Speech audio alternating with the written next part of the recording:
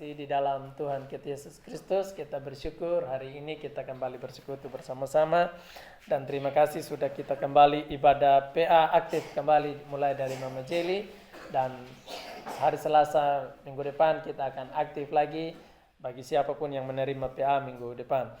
Baik, sebelum masuk dalam kebenaran firman Tuhan, perlu saya sampaikan untuk kita semua, buat adik saya ya, Chelsea ya. Kita percaya bahwa ketika kita belum ada dalam Kristus Yesus, kita adalah orang yang berdosa. Dan perlu saya terus remind-kan untuk kita semua bahwa pengampunan itu hanya terjadi sekali untuk selama-lamanya. Dan kalau bisa saya titipkan untuk anak-anak saya di tempat ini, bahwa ketika kita berdoa, kalau bisa bukan kita anti dengan kata Tuhan ampuni saya. Tapi kalau bisa jangan kita menglafalkan itu. Mengerti dengan kata lafal? Lafal artinya jangan sering kita ucapkan itu.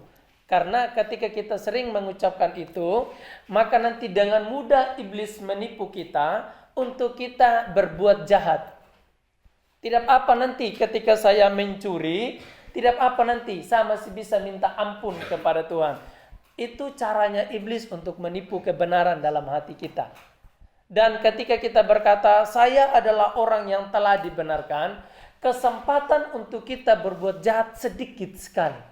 Saya tidak mengatakan tidak mungkin kita berbuat atau jatuh di dalam perbuatan-perbuatan yang melenceng dari kebenaran firman Tuhan. Saya tidak bilang begitu ya. Tapi saya berkata bahwa ketika kita berkata bahwa kita adalah orang yang telah dibenarkan oleh Tuhan, dan senantiasa kita berkata bahwa saya bukan orang yang berdosa lagi, maka kesempatan kita untuk berbuat dosa atau berbuat kejahatan sedikit sekali.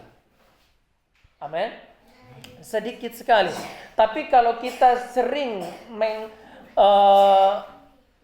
mendiamkan kata-kata minta ampun, tidak apa-apa. Saya ambil aja dulu dia punya mangga. Kalau saya kedapatan nanti saya minta ampun.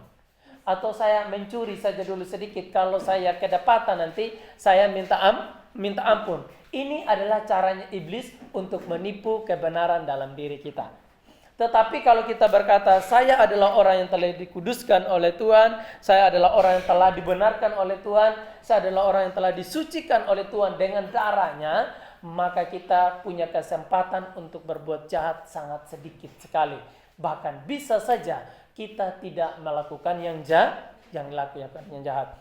Namun, kalau sempat kita melakukan yang jahat, apa yang kita ucapkan kepada Tuhan? Tuhan, terima kasih. Kalau Tuhan tidak mati sebenarnya buat saya punya kesalahan, termasuk kesalahanku yang satu ini, sudah cukup membawa saya ke neraka atau terpisah dengan Tuhan. Ini pembukaannya saja yang perlu saya ingatkan untuk kita semua. Nah, kebenaran firman Tuhan yang mau saya bagikan untuk kita semua pada hari ini terambil di dalam kitab Samuel pasalnya yang ketiga. Kitab Samuel pasalnya yang ketiga, ayatnya yang pertama hingga ayatnya yang ke-14 saja kita baca. 1 Samuel pasal yang ketiga, ayat yang pertama sampai ayat yang 14 saja kita baca. Nanti sampai ayatnya yang ke-21 bisa dibaca di rumah ya. Saya sengaja tidak baca semua, supaya nanti yang sisanya tolong dibaca semua. Oh, ini Om tadi sudah sampaikan semua juga. Sekalipun hanya baca sampai ayat yang ke-14. Sudah ketemu? 1 Samuel pasal yang ketiga, ayatnya yang ke-1 sampai dengan ayat yang ke-14 saja kita baca. Dan di hitungan yang ketiga kita akan baca secara bersahut-sahutan. Saya baca ayatnya yang ganjil, nanti jemaat Tuhan baca ayatnya yang genap.